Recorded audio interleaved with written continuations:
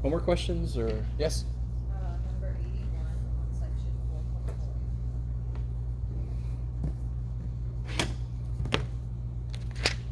4.4. Oh yeah, look at that. What do you guys think when you see a problem like this? Wah! Okay.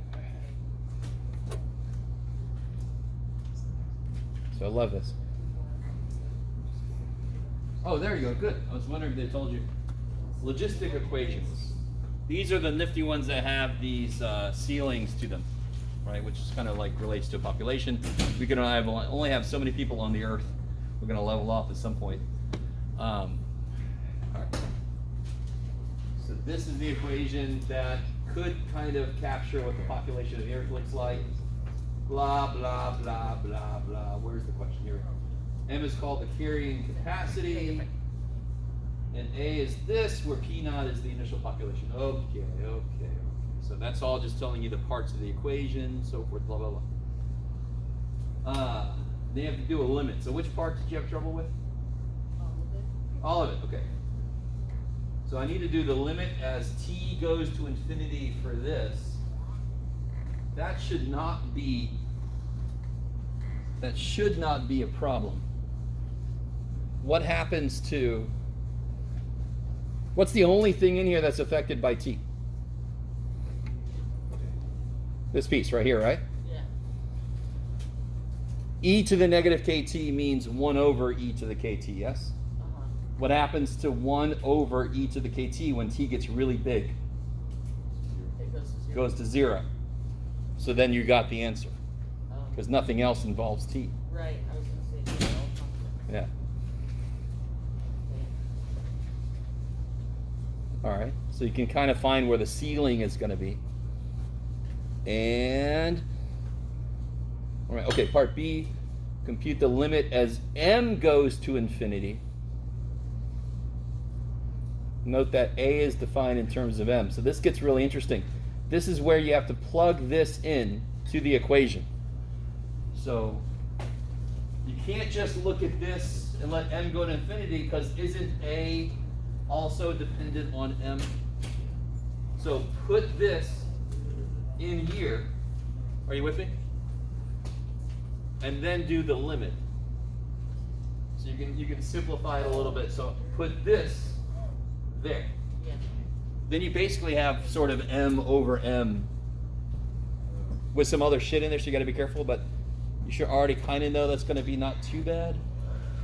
Right? It's going to be first degree and m on top and bottom. We know how those limits work, but yes, maybe? Is that good enough to... I like that. So you're like, yes. Okay. So did you understand to put the A in? Yes. Oh, you did. So then you had trouble after you did that? But, man, that heater is having issues. I was going to say. Let's turn this bad boy off.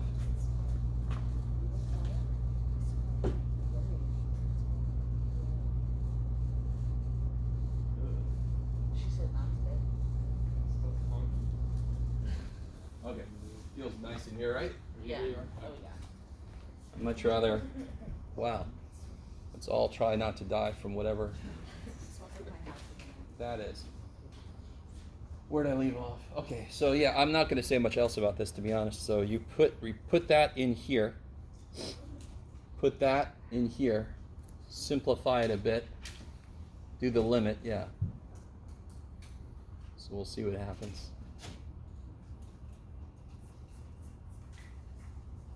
The thing to remember, when we did part A, did we care about anything else besides t? We just cared what t was, where it was, right? Because that's what I was letting change. So when I do part B, do I care about t? Anything with t? No, I don't give a shit. It's just a constant related to what I'm doing. I'm letting m go to infinity now. Okay, man. Okay, there we go. So we guys live with this smell for a little while. All right. Yes? 4488. Yeah, go ahead. Yeah, we can crack a door. Or both, maybe. I don't know, there's something over there to crack the door with. We get a little cross breeze going. Is there anything over there to crack it open with? Does it stay open?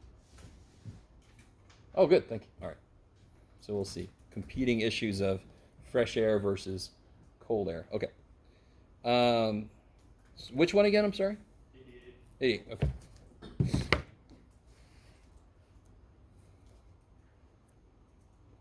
Ooh, I love it. Okay, so as x goes to 0, what happens to this piece, for example?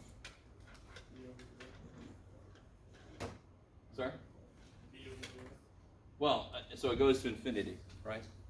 Okay. So they're asking you, so if I made b 0, doesn't that feel like it would make everything better? Do you understand what I'm saying? So that might not be the answer. But I'm trying to let you understand what they're asking you to do. What do you have to make a and b so the whole thing's limit is 0? What happens here?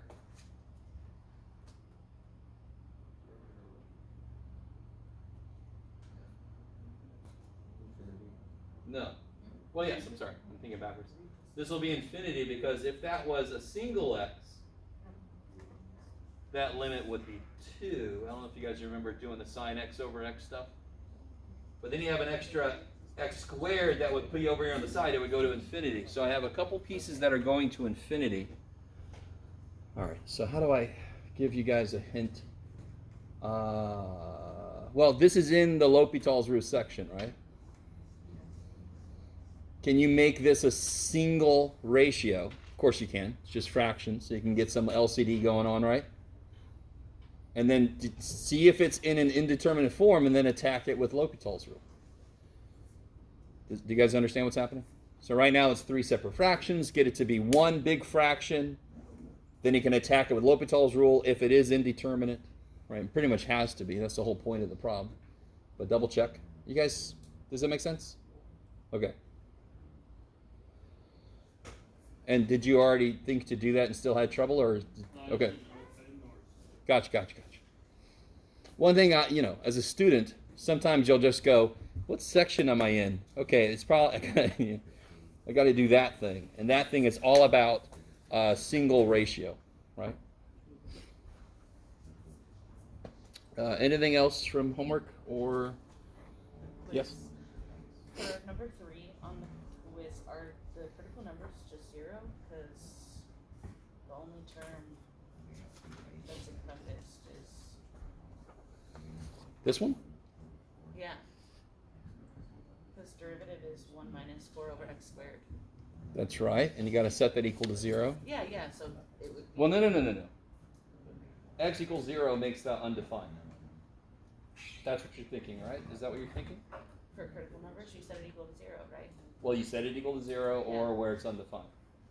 If you set it equal to 0, you got to solve that. Right. There's going to be 2 answers. Yeah. And you said, what'd you get as an answer? The critical number for 3 would be 0. No. Why? I mean, if X is 0, that's undefined. Because on this one that we did, critical numbers, the critical number 3, you said is equal to 0. It's 1/2. Totally. Yeah. I love it. So what's the difference? You set this equal to 0. The whole thing? Of course. Not the term? Did you set, you did not set Oh, right, just X 2x to equals 0. You set the The terms. whole thing. Okay, Yeah, got it. Thank okay. you. You're welcome. Thank You're you. welcome. Okay. Anything else? All right. One thing that I left out of 4.4's discussion real quick, and this is at the very tail end. Let's say, for example, I've got to try to figure out, let me get an example here. Yeah, why not? Why not, Jeff?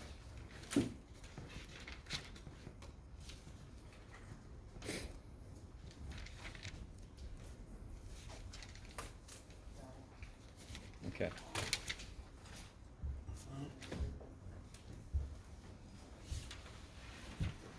What form is that in?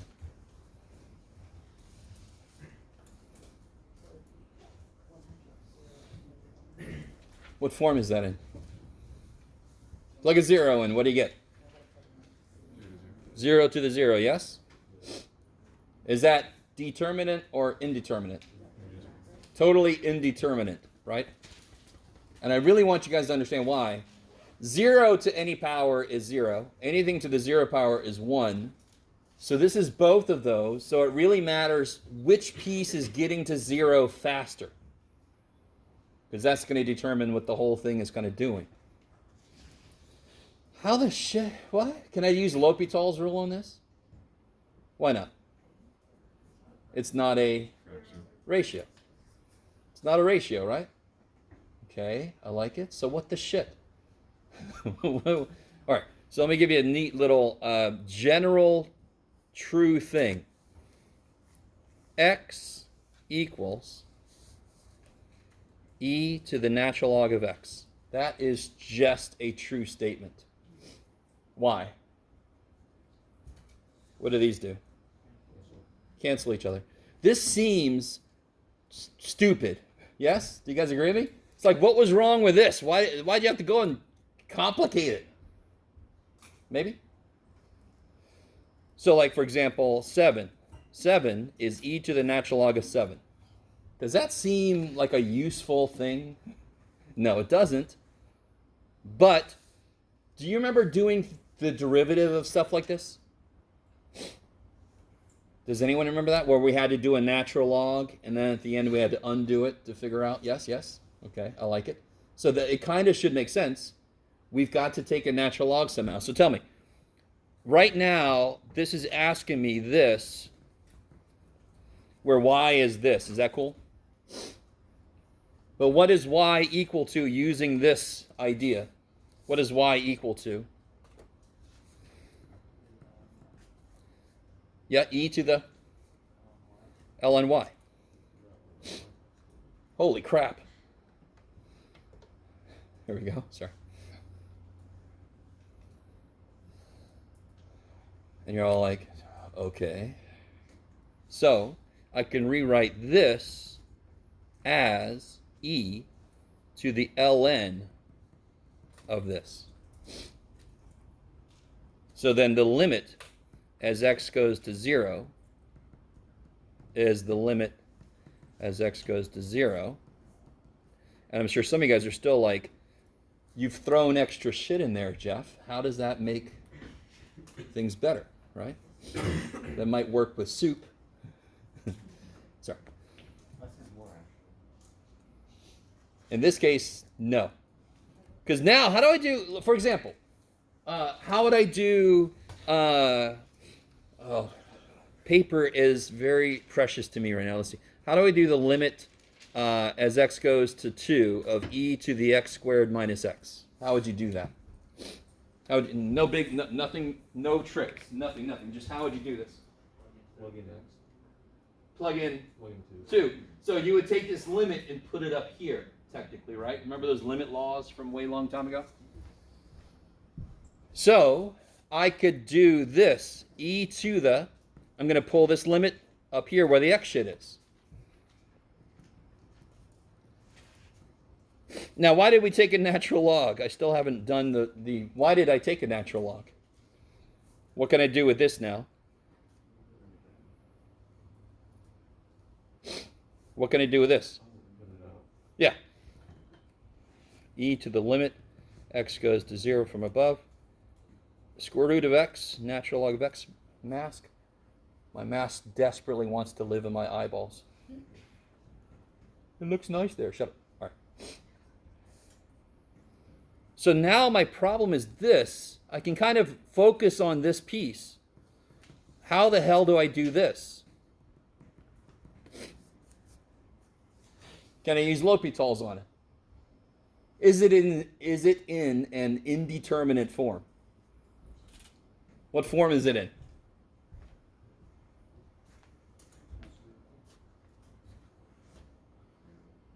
Zero times negative infinity. Is that indeterminate? No. Yes. It totally is. Can I use L'Hopital's rule on this? Yes, because now it's a ratio. Is it a ratio? 0. It's not a ratio. This is 0 times negative infinity, right? But we know what to do. You guys remember what to do? How do I write this as a ratio? I love you guys so much. I can write any damn thing as a ratio. I just divide by the reciprocal of one of the two things. So now I got a top function, I've got a bottom function. Now, what's the big thing that I've done that I need to remember at the end? Am I working on the actual problem right now? Not directly. I'm working on a piece of it. The very last thing I want to do, once I get this done, is I want to raise e to the power that I get. Well, let's see. I don't think this is a homework problem. We could do this. What do I get when I do L'Hopital's rule here? 1 over x. Yeah, 1 over x. Let's rewrite this a little bit. Limit blah, blah, blah, ln x. How do I rewrite 1 over rad x? X to the negative 1/2. So what's that guy's derivative? Negative 1/2. I like it. Now let's simplify that a little bit. Jeff, I love it. Sorry, I'm just laughing at myself. There's a negative 2. Is that cool? There's a negative 2. This will come up as x to the 3/2 divided by x is x to the 1/2. No idea. You just bring that up top, divided by x. Can I put a 0 in now? Yeah. What do you get? 0. Okay, is that the answer? No, because now, so this is all side work, just to figure out what this power is. So now it's e to the 0, which is 1, done. Can you go back down to the... Yeah. So again, x to the negative 3/2, I could write it on top as x to the 3/2 divided by x. So I subtract 1 from the power, I get x to the 1/2. Now it's not indeterminate anymore. So I can't use L'Hopital's anymore, but that's great. It means I plug shit in and I know the answer. What number was this? Wait a minute, where is it? 57? If that's a homework problem, you're welcome. On 4.4? 4.4, yes. Okay, so that was one little thing I forgot to mention. And if you want to see some examples, they put it at the very end. And also, a really smart idea for you is to collect for yourself all the things that are considered indeterminate. Yes? They actually do put them. They don't put them in one big place, but if you go through, they have indeterminate form, indeterminate form, indeterminate forms, yay! So you should collect them all together. And there's a whole big part of the homework that's asking you. It doesn't ask you to find the limit. It just asks you to say, is this indeterminate or not? Okay, maybe. Okay. All right.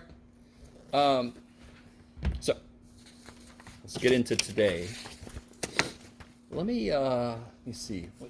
What order do I want to do things in? Sure, let's do it. Let's do this. Are we going to finish number 27? Say again? Are we going to finish number 27? 27? What? And the dimensions of a rectangle of the largest area that can be... Oh, yeah. Okay, hold on. Thank you. I'm really... I don't know if this comes as a shock, but I suck at keeping my notes stuff together because I'm not used to having them. Let me see if I can find... Where did we end up?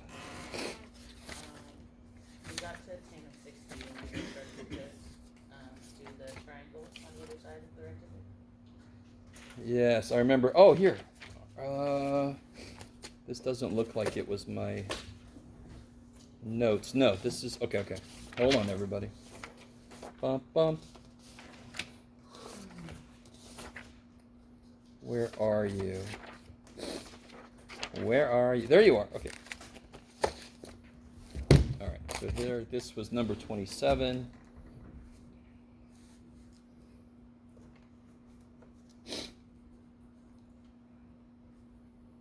That's where we were at. Yeah. So this is where I was pointing out, you could all, do you see how it might be better? I'm not going to do it now. We're going to try to go forward with this. But we could have called these parts x and figured out what the middle part was. That would have made this a lot nicer. But let's see what we can do. What is the tangent of 60 degrees? Root 3. Let me do this. Is everybody cool with this? Right? Multiply by the reciprocal. All right, let me catch up to where we... Okay. So what we are doing at the moment, they asked me about the area of the rectangle that lives inside this equilateral triangle. So we're trying to do that step where we're like, there's too many variables. So now you can solve for whichever variable you want. Which variable do you want to solve for? I would rather solve for y. Yeah? So you get y equals, multiply this up, and then divide by 2. Can we stop for a minute? I think the part, if you had to do this problem, I don't think a lot of you would have realized to bring this in. But what kind of told me, and I think this was like right in the class, so I wasn't really doing a lot of time to show you my motivation, but do I give a shit about the hypotenuse of this? Does it have anything to do with my problem? No. So I don't want to use Pythagorean theorem. That doesn't make it. I'd bring in another variable. Why would I do that? So the only thing left at my disposal, if it's not Pythagorean, it's got to be trig. So the thing that they didn't tell you what the angle was, but they told you it was equilateral, which means I know what the angle is. Okay. So the whole thing is all about draw the situation. What relates the variables I've chosen? What relates them? And unfortunately, so many problems are Pythagorean, you start to get stuck in that. But I really want you to, hypotenuse would suck. That would be a whole other variable that doesn't even have shit to do with my problem. Why would I bring in another variable and it doesn't have anything to do with my problem? So I'd rather use trig because that directly relates these. That's all I need is a relationship between those two things. That's all I need. Because now what can I do? Now that I've got this relationship, what can I do with the thing they're asking me to look at? I love how you're back there. You're like, just plug the damn thing in, Jeff. Shit, that's why we did it. So it'd be square root of 3 over 2, L minus X. Holy shit. How do you write again?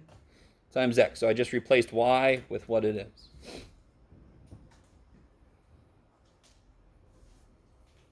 And the whole point of this was to try to find the maximum area, if I remember correctly. So what am I going to want to do with that? Derivative. What do I want to do before that? I want to simplify it a little bit, right?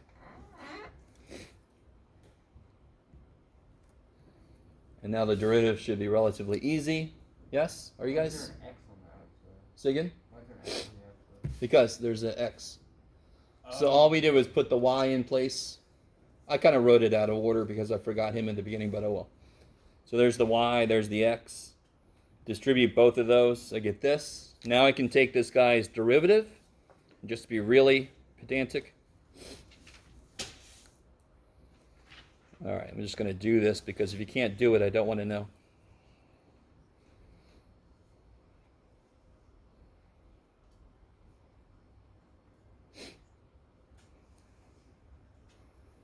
All right, and then I want to solve, and then what? Well, I'm sorry. what I want to do with that? Why did I take a derivative? What do I want to do with it? Set it equal to 0. It's not undefined anywhere, so I want to set it equal to 0 and solve for x. See how the square root of 3's cancel? So I get x equals 1/2 L. Maybe. right? Just add this over. Bam, and I'm done.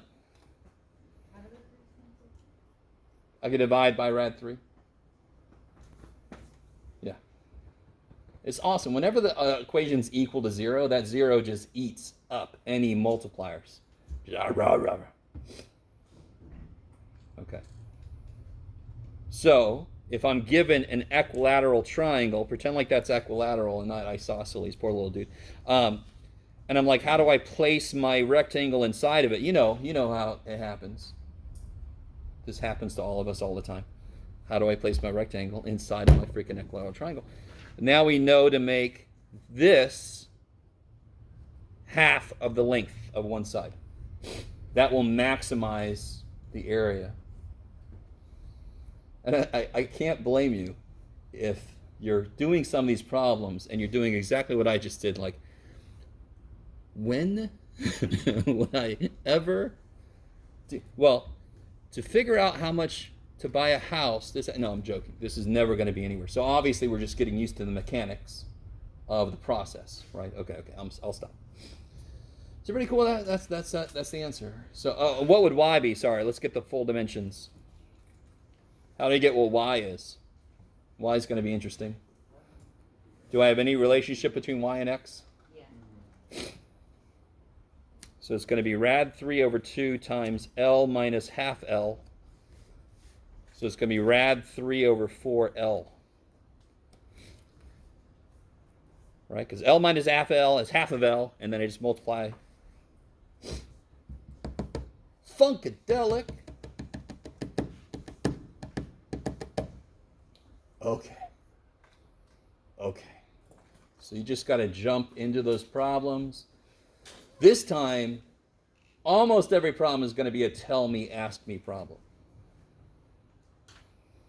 Right? And you don't have to set it up like that, but my God, that made more sense to me, so I can focus my attention on what I need to look at. Okay, so anything about that? I'm sorry that one got cut across 2 classes, but it's just the way it happened. Funkadelic. Okay, I don't hear any questions, so I'm going to go to here. Oh, let me do this. Let me ask you this. Let me set this up a little bit. What would you do if I said, holy shit, if I said solve x equals natural log of 4x by hand?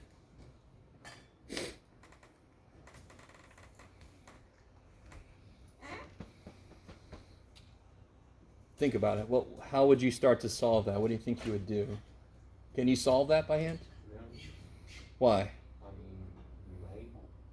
Well, okay. Can you currently? After today's lecture, we will be able to get pretty close to the answer. But the funny thing is, it's not going to be really by hand, but oh well. Just deal with it. So, is that all of Sorry? 4.7 or 4.7? Well, I mean, now it's going to be dependent on if anybody has questions. Oh, and by the way, I do have, I'll give you this practice test here in a minute. Is the test this Friday? No. When is the test? Monday. Yeah, this coming Monday. Yes. So this section is going to be 4-8, right? 4-8. Yes. And 4-9 we're going to do for the next test. Right. Yeah. Thanks, Ben. Which kind of is nice. It's the idea of 4-9 sets us up for 5, so it kind of works perfect. I'll pretend like I planned on it. Does anyone have any suggestions? How about estimate? What do I make it estimate? Can you do e to the x equals 4x? You could. That wouldn't. Doesn't really help? No. Now, listen. You guys know, I know you know this. What is the most basic way to solve a system of equations? Like y equals 4 plus x and y equals 2 minus x. Couldn't you graph them and find out where they do what? Where they intersect. I like it. Can't we do that here? Yeah. Let's graph x, okay? Here, I'll graph x, because I'm a nice guy. I'll do half of this. There's x, okay. Yay, Jeff! Now, can you guys graph natural log of 4x? Can anybody tell me something about, what are the, at this point, the whole purpose of pre-calculus is to help you sketch really rough graphs of functions. Somebody tell me the main aspect of an ln of something. What is one of the main aspects of its graph? It has to be positive. No. Yeah, right? The input has to be positive. Yes? Is that what you meant? Okay, yes. So you're right. But the function can be negative, of course. Is there an asymptote somewhere? A zero. There you go. That's the main aspect of this, yes? Where does it go through the x-axis? When is the output 0 for an ln? Yeah, when the input is 1, yes? Those are the two key parts to giving a rough sketch of any natural log. Unless it's shifted, there's an asymptote at 0, and it goes through the x-axis when the inside is 1. When is the inside of this 1? When x is what? 1/4. So it's going to go through the x-axis about right there, and it's got an asymptote at 0. This is a rough-ass sketch. Yes? Yeah. Is it perfect? Hell no. Is it good enough? Of course, I had to do it so small here.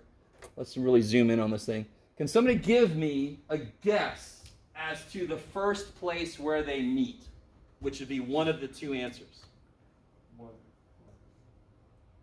Where do they first intersect? Don't they first intersect here?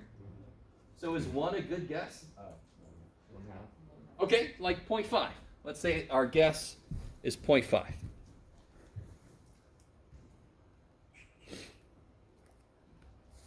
Okay, holy shit, come back out. All right. Somebody help me out. How do we kind of check that right now?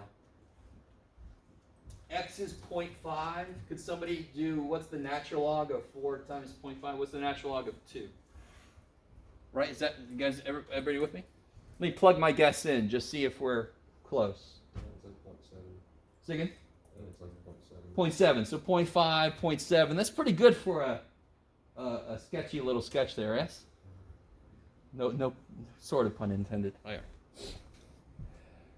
Okay, maybe. Are you guys semi with what's happening so far? I know right now you're all like, all right, where's calculus come in? What kind of shit weird thing is this going to be? But the basic idea is pretty straightforward. You are going to need to be able to sketch rough graphs of what they give you, to be able to come up with an initial guess. Our initial guess sounds sort of close. Why does it sound sort of close? Because one side was 0.5 and the other side was roughly 0.7. That's pretty close. They're almost equal, especially for humans, right? That's pretty damn good. Okay. So what we do, it's going to be interesting. I got to figure out, it's going to be a multimedia thing. Okay. What we do with calculus is we say, okay, if I'm given this, let's change this up. Let's subtract x, for example. Or actually, which way do I want to go? Yeah, let's do it the other way. Let's subtract natural log of 4x.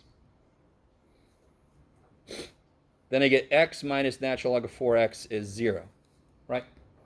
So now it's become a root question. A 0 question. Like, when is this function 0? When is what function 0? What's the function we're dealing with? Yeah, this thing. So if my function is this, I'm really asking, when is it 0? Okay, and right now you're like, how does that help? But don't we have some theorems and stuff about zeros and so forth? Of a function, does that sound, if you've done any of the, let's see, what section was this? 4.2 or something? Where was mean value theorem, all that kind of stuff? Where they talk about, show this has roots and so forth, yes? Does that sound at all familiar? Okay. So, for example, what is f of 0.1?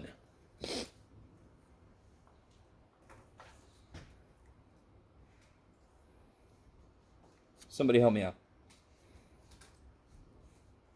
Positive? Not one. Yes, positive. That's what I like it. You kind of know where I'm going.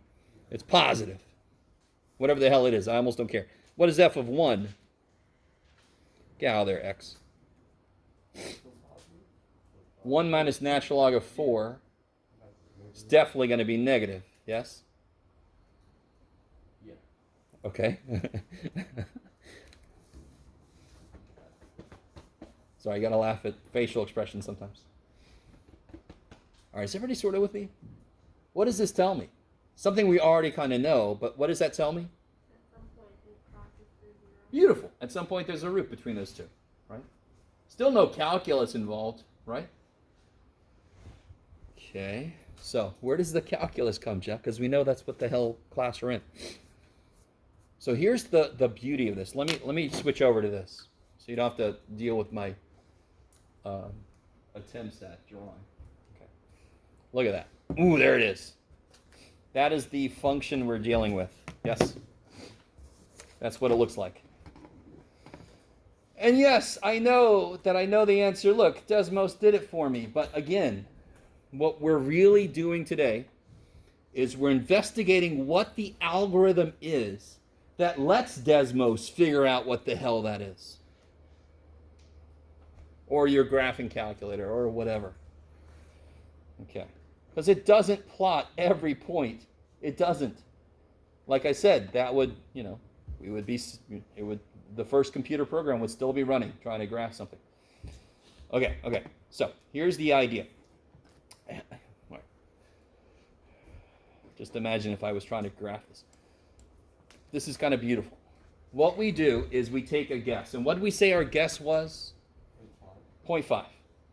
And 0.5 looks pretty good. It's pretty close, right? Okay, so our guess is going to be 0.5. Then what we do is we say, okay, at 0.5, that's where it actually is, right? What if I found the tangent line equation? Go with me.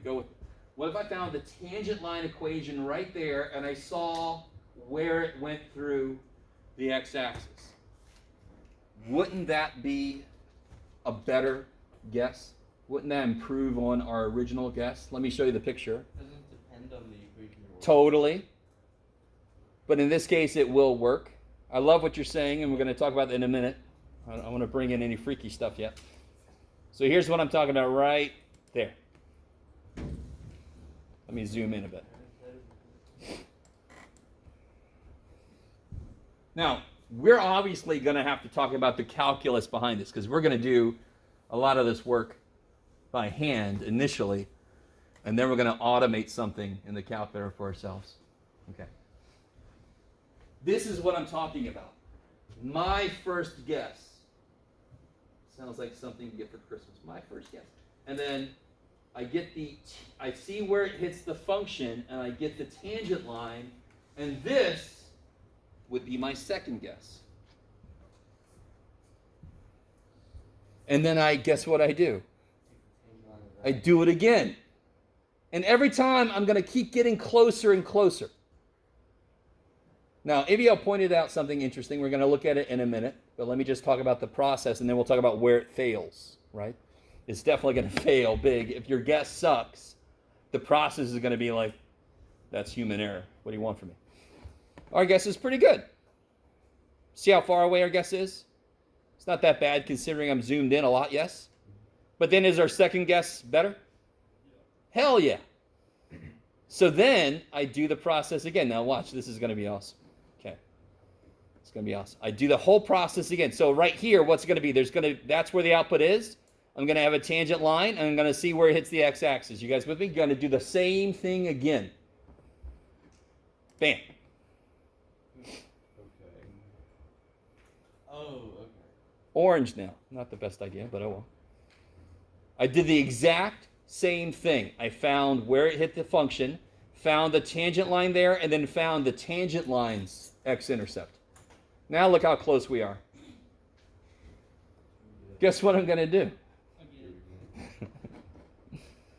And another one. Bam! Green's a better choice. That's a little bit better.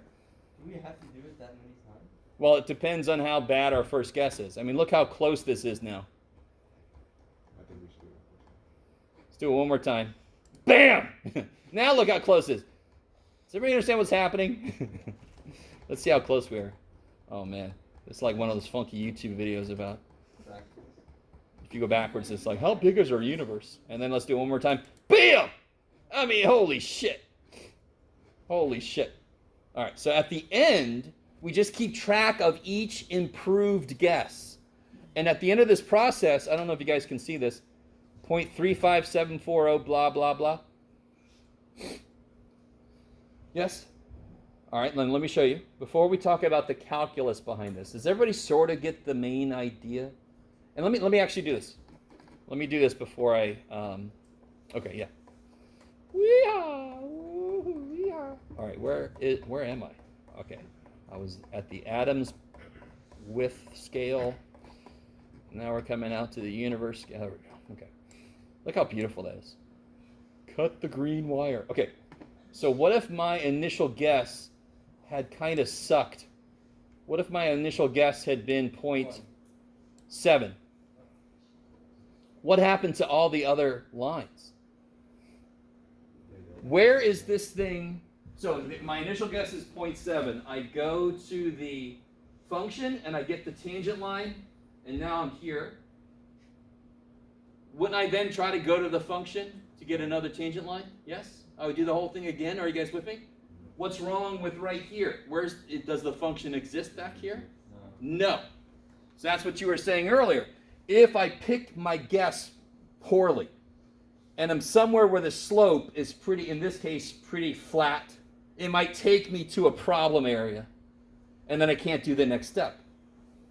So your first guess has to be, well, the worse my function is, the better my first guess better be. Allah, okay. So is that idea not that horrible, right? The idea is not that horrible. Is anybody sitting there thinking, what is the math going to look like? Okay, now you are. Okay, so what if my guess had been, oh, look how they all come back. I love that. Woo! Okay. What if my guess had been below? It would still work. And of course, my guess can't be below 0. But look at this. Isn't there a whole other root? So if my guess had been on the other side of this hill, I end up finding the other root. Of course. Does that make sense? So like I was saying earlier, if your function's doing something crazy like this and you want a specific root, your guess has to be even closer because you might accidentally find another root. Maybe? Does that make any sense? It's exactly like this. Watch. Bam! Why? Okay, I'm sorry. I'm thinking Power Rangers now. That's great. All right, so they all find this root. And if I go on the other side of things where the slope takes me over there, now I find the other root. Yes? How do you know when to draw up in the tangent line to hit the function? Say again, sorry? How do you know when to take the line up from the tangent line to hit the function? Each time, so you have a guess. You have a guess, it gets you started, right? Then you take your guess, you find out where it is on the function, create the tangent line, and then go find its x-intercept. Then, that's your new guess. You find out where it goes to the function, find its tangent line, find its intercept. Repeat. Okay, now, so let's look at the math behind this. All right.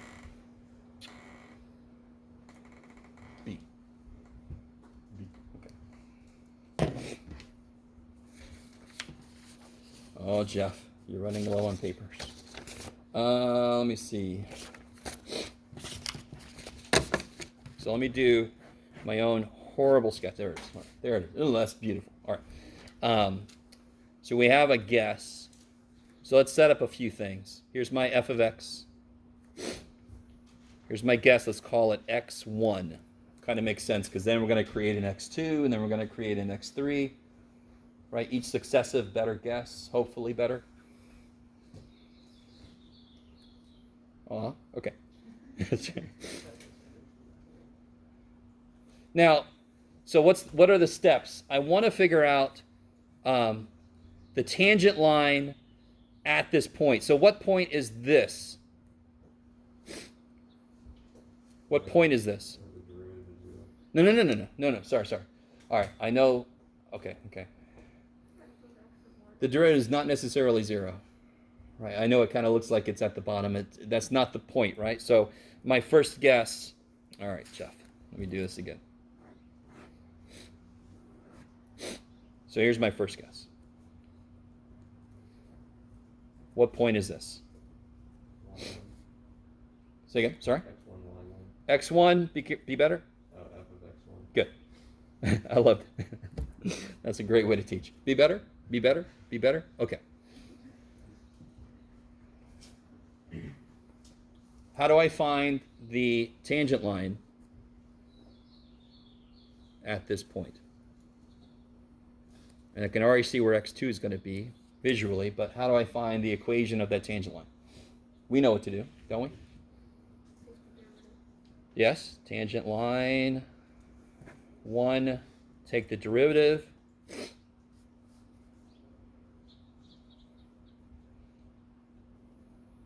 Do we have a point the tangent line goes through? Yes, we have the point the tangent line, right? I know some people kind of shut down when there's no numbers anywhere. But we can do this. We know the process, right? This, of course, is the slope. So then I'm going to do y minus y1 equals m times x minus, in this case, it is x1. That's kind of nice. Right? And some of you guys might realize that's the linear approximation because that's just the equation of a line from algebra. So this is the equation. Let me put this all together. This is the equation of the tangent line, right? Is that cool? So we basically just did linear approximation again. Okay. Now, so we did the first step here. Our guess leads to a tangent line. What do we want to do with that tangent line to get the next guess? See where it's at on the function. Say again? See where it's at on the function. See where, no. So I've got my tangent line. How do I get my next guess? It's going to be where the tangent line Oh, intersects the x-axis, where they have an x-intercept, right? Yes? How do I find the x-intercept of a function? Set y equal to 0. So now I want to find the x-intercept to get my second guess, yes? So that's going to be this. I don't know, I'm numbering kind of randomly here. So the x-intercept, I make y 0.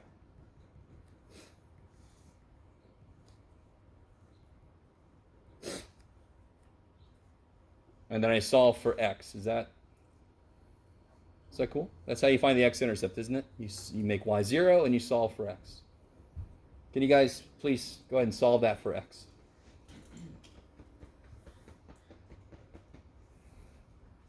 Where is x that we're solving for? Where is it?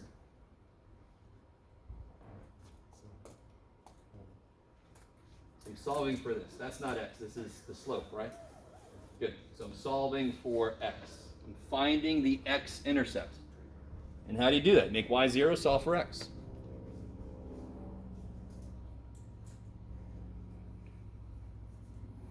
Wouldn't it be f prime of x1? x1, yeah, thank you. So yeah, it's got to be the slope at that point. Thank you. So it's even better now. I like it. So how do you get that? You have to subtract this, right? Then you got to divide by this, yes? Then you got to add this, yes? I'm going to call that x2.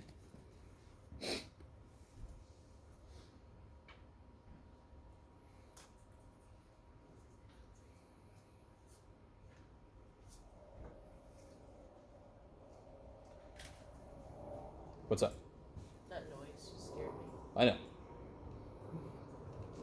It's a strange day today. Smells and noises and. Okay. So this is the math behind what we were just talking about. Get a guess from a rough sketch. Find the tangent line to the function at your guess's input. Find its x-intercept, call that x2. Repeat. How many times do you have to repeat? Well, it depends on what your tolerance is for how off you can be. Plus, we'll see something, because some of you guys might say, well, that means I have to know what the answer is supposed to be, but I'll show you something that you don't have to know what the answer is supposed to be, and you can still tell how close you're getting. Okay.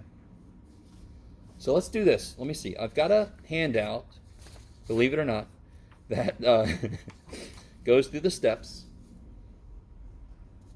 So let me do this first. Let me kind of generalize this. So what we got here is x1 first guess, right? x2 will then be x1. Let me rewrite this a little bit. x2 will be x1 minus f of x1 over f prime of x1. What would x3 be? You could do it. You could do it. What would x3 be? x2 minus f of x2 over f prime x2. Yes, the process couldn't this have been our first guess? Couldn't that have been our first guess? And then I would have called it x1 and blah, blah. So the whole point there is the process just takes whatever your current guess is and throws it in all this shit. So what is xn? Oh, yeah. Oh, yeah. Wait, let me make sure. Let me do it the same way I did. I always do this differently. Why don't I do that? Oh, yeah, because the book's always different. Okay. Let me do this. Make this a little bit better. What is xn plus 1?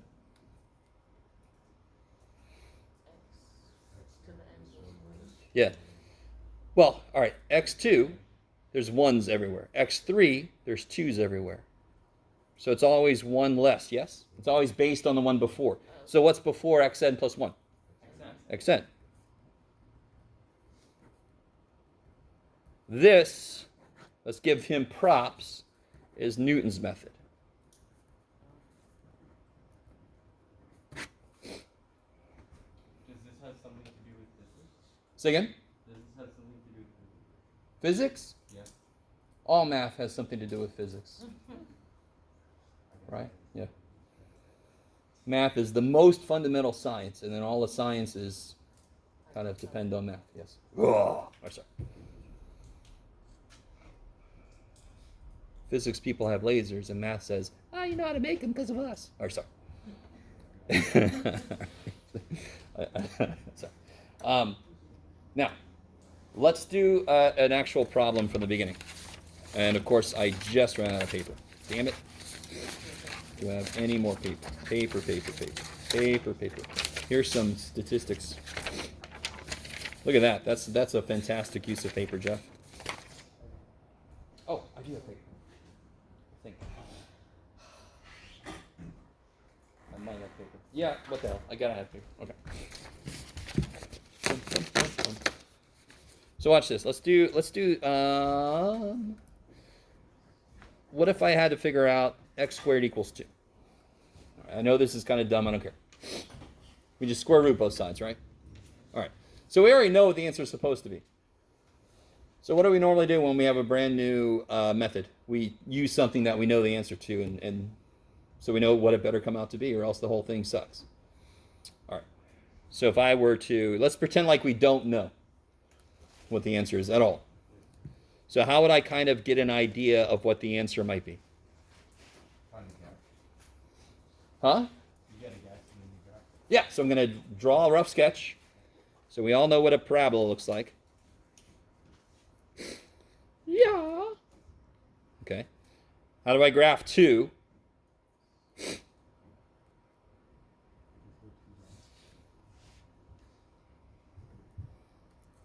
Isn't it just going to be a horizontal line? Shit. So let's get the positive root. So looking at my scale here, let's kind of make it a little bit, that's not too bad. What would you say for my horrible sketch? What would you say is a good first guess? Say again? 1.35. Oh, wow, I love it. All right. 1.6. It looks to be a little less than 1.5. Do you guys agree? So yeah, let's say 1.3. Say that's my guess. Now, can we set up what xn plus 1 is going to be? So it's going to be x1 minus fx1 over f prime of x1. So what all do I need to put in here? Actually, what is f? What is f? Let's start there. No. Oh. First thing is you turn this into a root finding mission. Then you know what the f is. What the f? X squared minus 2. So what is this going to be? Oops, what did I do? Sorry guys, put little n's in there, of course. So xn plus 1 is going to be whatever the current guess is, minus plug an xn into the function. And what is the derivative? 2x. That's right. Plug an xn into the derivative. All right, let me stop for a minute. So Newton's method requires the function evaluated at the guess divided by the derivative of the function evaluated at the guess. So that you've got the function with an xn thrown in, and you have the derivative with an xn thrown in. Okay. So if we try to do this first step by hand, and then we're going to quickly see that we need a calculator's help, which you just got to let go. And again, the reason I don't mind this is because this is the algorithm the calculator uses.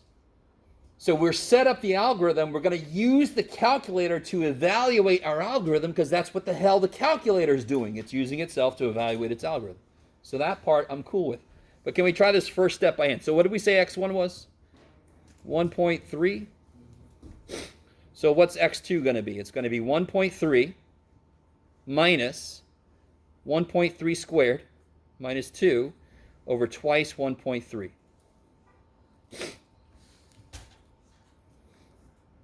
So 1.3 minus,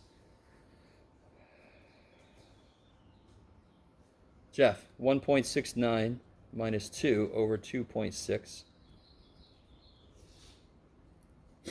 What is that? Negative 0.31 over 2.6. Oh, God. I'm just going to give up. Whatever the shit that is. You guys kind of with me on this? Let's go ahead and put that in an old calculator. What do you guys get? 1.419. 1.419? Wait. Let's go ahead, sir. Negative 0.3.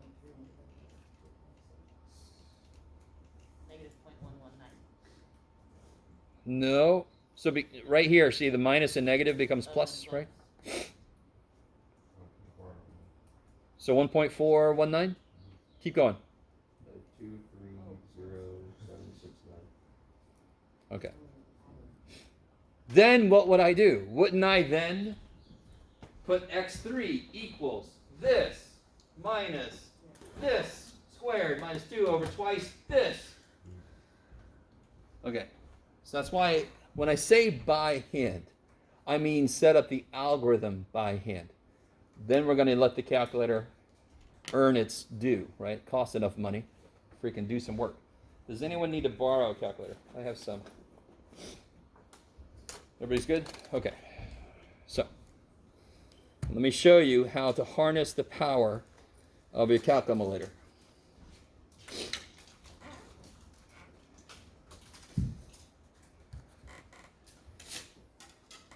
Okay.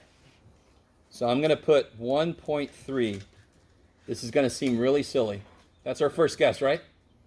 1.3, enter. Yay! Okay.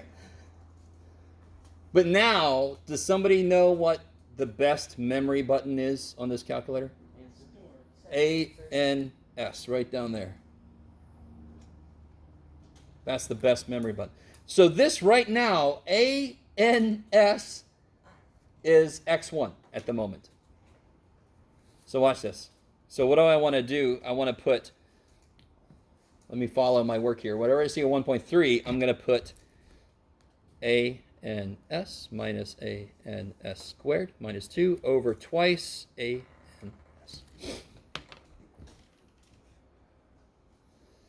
All right, I do have to say that slowly because I got, anyway. So ANS holds the last number that showed up on the screen in memory. That's what makes the power of this. Now watch this. So I'm going to follow my algorithm. I want to do that minus, don't forget to tell the poor calculator what the top is, that squared minus 2 divided by 2 times that. Let's see if we get the same thing we just got. There we go. Right? Now guess what? If you hit enter, it will calculate the last thing you typed. But what is in ANS now? That is in it. So if I hit enter again, it's going to redo this, but with that in it. Isn't that what I want to have happen? Hopefully some of you guys know what the square root of 2 is. Anybody know what the square root of 2 is? 1.414 stuff. So you see how we're already at 1414? Let's do it again. Do you see things changing less? Do you see what I'm saying? Like here it was 141 stuff, and then the 141 is still there. And then the 1414 is still there, 2 even, right? This is what I meant earlier by, even if you don't know what the answer is supposed to be, you can identify getting closer and closer to it because chunks of it will stay the same. It's sort of like those dumb movies where they're hacking a thing and the password's going step by step. That's how things work. All right, hit enter again. How much stuff didn't change this time? The whole freaking thing. So to the degree that the calculator is able to show us, we're done. I don't have to do anymore because if I keep doing it, it's going to be like, what do you want from me? What do you want from me? Yes, maybe. So X1 I put in. I set up my algorithm.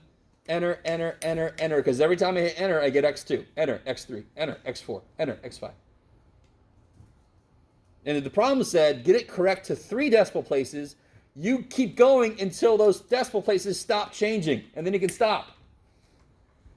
Because now you know you're correct to within that much. Does that make almost too much sense? Maybe. All right. So let me give you this handout here.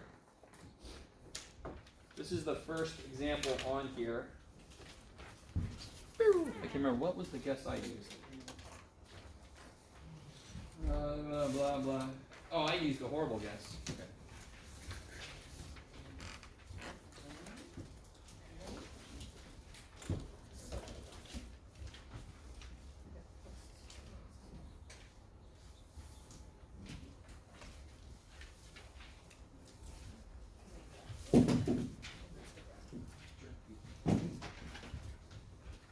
Oh, shit. Time keeps on slipping. All right.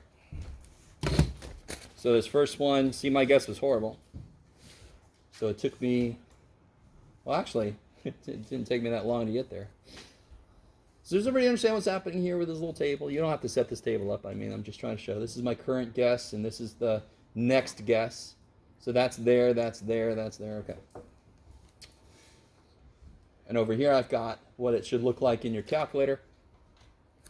So let's try to do this second one. Can you guys try to draw a rough sketch of each of these functions, right?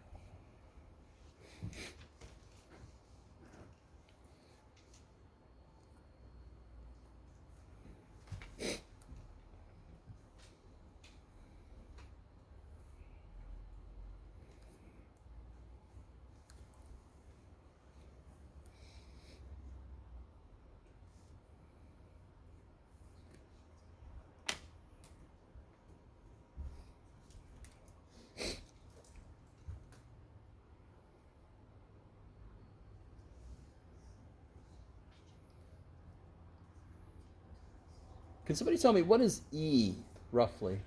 Does anyone know what E is? 2.7. 2.7 roughly, right? That's good enough for by hand.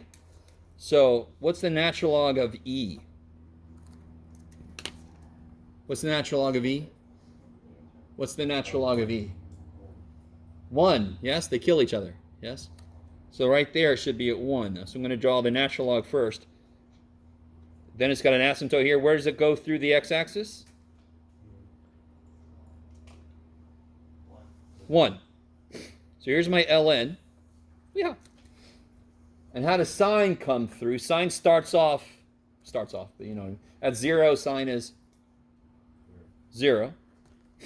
At pi, sine is 0. And then, of course, at pi over 2, sine is 1. So, Jeff, you meant to do this in a different color. It doesn't matter. You're fine. So then it's roughly like, yeah, wah, ba, ba. Sorry, you can make whatever sound effects. And your sketch doesn't have to be, I mean, this is not nice, but this is probably even a little bit more detailed than it has to be. Especially because, real quick, ln of x, sine of x. Would you say those are well-behaved functions? Does that make sense? Aren't those kind of nice? They're nice. There's nothing weird about them. They don't do weird shit. They don't have kinks in them. They don't have any of that shit. They're nice. They're nice. Okay. So I could draw a pretty rough sketch because my first guess doesn't have to be that great because they are nice functions. But what do you get? What looks like a good guess here? 2.2? Okay, I like it. So we'll let our first guess be 2.2. Is everybody with that? Okay. And obviously, I mean, I put this here, but please let this be, right? Isn't this what the derivative is? Real quick, I skipped over a step. What's f of x going to be? Yeah, just subtract the sine x over. Does it matter what you subtract? No, it doesn't. You could go the other way and the whole process still works. So what's the derivative of that? It's going to be, of course, 1 over x minus cosine. That's pretty straightforward, right? So now this is Newton's method. So that's going to be xn minus, let me just go ahead and put parentheses in here, natural log of xn minus sine of xn, right? F of xn over f prime of xn.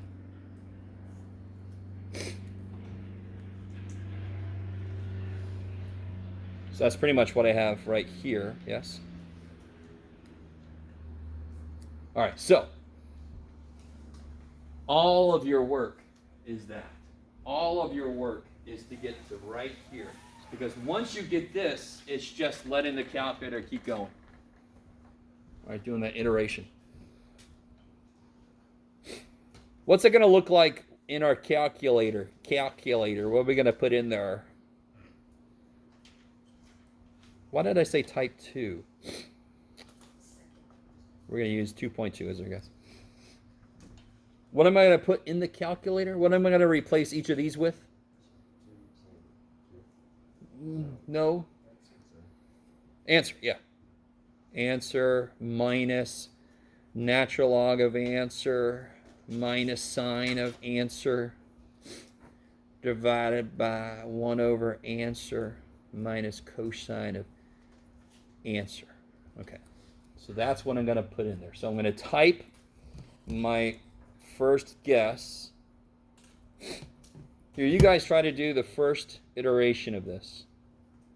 Let's see if we all get the same number here. Don't say anything.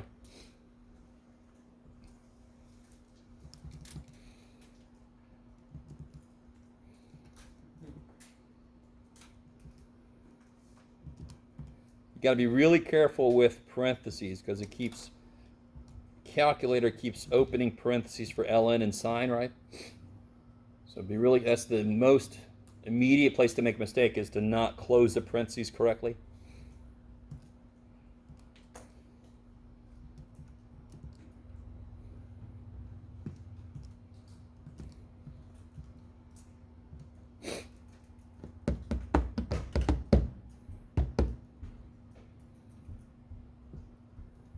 What did you guys get for the first next guess?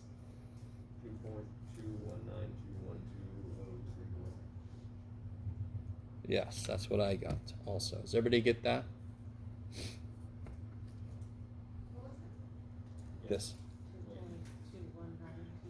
2.21921. Okay. Yeah. And then you just kind of, yeah. All right. So look, I hit it a couple times, and I could already tell it looks like I'm right up to at least the 7, yes? Probably the 1, 2, and probably the 4 also. Let's see. But I know for sure I'm okay up to 7, because that's what it is here. That's what it is. And these are already not changing. So if I do it one more time, it's probably going to be there. Yeah, all right.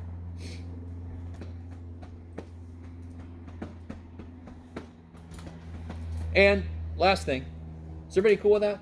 Isn't that kind of nice? Maybe? Yes. Okay. So let's let the calculator do its algorithm internally. What do I mean by that? I'm going to put in here natural log of x. Where'd you go? There. Minus sine x. See, Jeff? Follow your own advice, buddy. Let me see. I'm going to hit zoom 6 just so I get a standard window. All right, look at that. That's so beautiful. Okay. I'm going to do something I not necessary, but I just like to do it. Zoom box. Let me zoom in on this. See, right there is the root. I'm going to zoom in on this root a little bit. There it is. Now, how do I tell the calculator to find that root? Anybody remember? Second trace to get to calc. I want to find the 0. Why do you think it does this? It wants a. Now, do you guys understand better what it's doing? Why does it want a left bound and a right bound? Remember, what was the way that we saw this could fail? If your guess was really bad. So even if your guess, if it's really funky, if you give it boundaries, if it goes outside of there, it kind of refines what your guess was. Because it's like, oh, I went outside where the answer should be. Okay, so it's kind of nice. So let's see, a little bit to the left, enter. A little bit to the right of the answer, enter. And then here's x1. X1 is when it says, what's your guess? And that's why we want to be kind of close. Let's see what it says. It says what we got. Yes? Whoa. Is that right? Yeah. So even if you never stop to think, some of you guys, I think, just assume that it just calculated so many inputs that it knows where the output is 0, but that's not true. It doesn't do that. It can't do that. Again, like I said, that would take forever, literally. So it actually, I wrote to TI to ask if I could get what their modified algorithm was, and they said, "Are you from HP?" No, they basically, I got this email back saying, "We do not let out such secret, or we don't let people know our modifications because like whatever, fine." Anyway, so they have a modified algorithm that kind of improves on. It includes the walls. It's got some other stuff. The equation they use is a little bit different to kind of handle some weird situations. Yes. How do you find algorithms like that? What do you mean? How do you make them up? Like We created, didn't we just? We just created an algorithm for finding the root of any function, didn't we? We just created it, didn't we? yeah. All right. So I want you to understand, calculators, we all know this, but sometimes we forget, had to be programmed by humans. So the humans had to know what to tell the calculator to do. They aren't little magic boxes, right? I'm not saying I think you know that, but sometimes we just don't even think about it. Well, of course it could do that, it's a calculator, but what did we tell it to do? We had to tell it to do something. This is basically what we told it to do. And I am really curious. I've seen some modifications to this, but I don't know what TI does. Because if you do this on different calculators, they have different places where they fail, and they have different kind of like places where they stop and so forth. And I'm like, I want to know what that looks like. Okay. Let me give you this while you guys consider if you have any more questions. This is the practice test. Oh, shit. Okay. You want anywhere? Is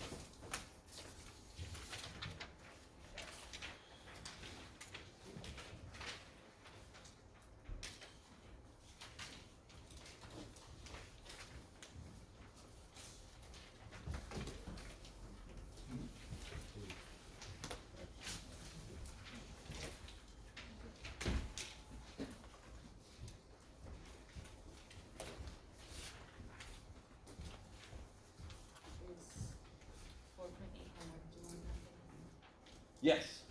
4A homework is due on Monday. Oh, yes. It's almost like I'm a calculus teacher. Yes. And Friday will just be like going over the Review. tests. Yeah, practice Friday's tests. review day, like always. I'll have the answer key to the practice test. Yep. And you know, as always, if you cannot finish some homework, you still do some problems out of the section just so you're ready for the test. You could turn homework in late, right? The sooner it is, the less you lose.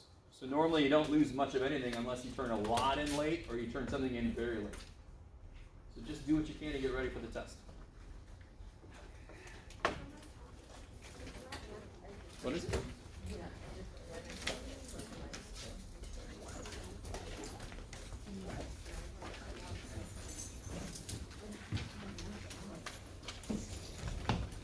Are you in a weird mode? Oh, I see. All right, I see what you mean. Oh, is your answer weird? Is that what it is? Oh. Okay.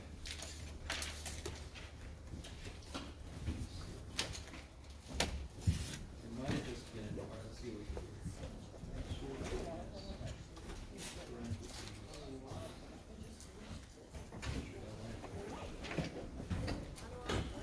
Oh my God.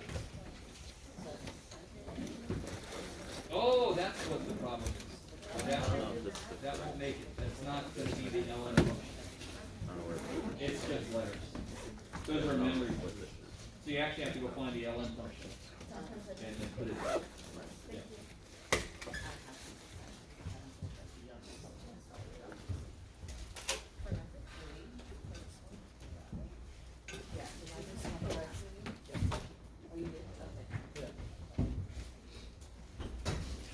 So here's the big problem.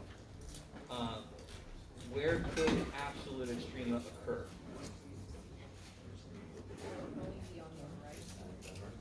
Well, in general, it could be at the endpoints or at a critical number between those endpoints. You got plus or minus 2. Is -2 a number we're even thinking about? 0.2 to 5, right? Okay, so you do what's f of 0.2, what's f of 5, and what's f of 2. And then you see who wins. That's it. Okay. That's it. Okay, this is really stupid. Yeah, it looks good. Yeah, but what, didn't you multiply by 140? No. What sucks about that equation is my variable's down. So you Yeah. multiply by it. Multiply both sides by x squared. Get it out of the denominator. And the negatives cancel too, right? Yeah. And then you get a much better looking equation.